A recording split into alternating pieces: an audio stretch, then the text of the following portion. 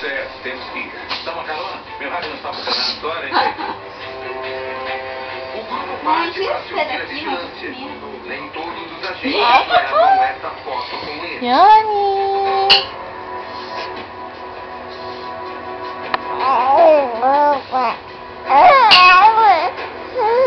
Jéssica tem 16 anos. Ela veio com a mãe de Angola, fugindo da guerra civil que destruiu o país.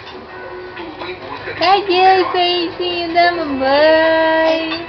uma história semelhante à do morador Cadê o sorriso da mamãe? E amor? Que é maravilhoso. Agora, as pessoas que estiverem ouvindo, se acham que isso só tem a ver com outras, isso é tudo Reino Unido. Tá rude. A mãe de Jéssica ainda procura emprego. Cadê o bebezinho de mãe? No início ela resiste, mas depois de uma conversa, concorda. Abre a porta para nós entrarmos. Gugu. Mostramos o apartamento. Cadê o angu de mamãe?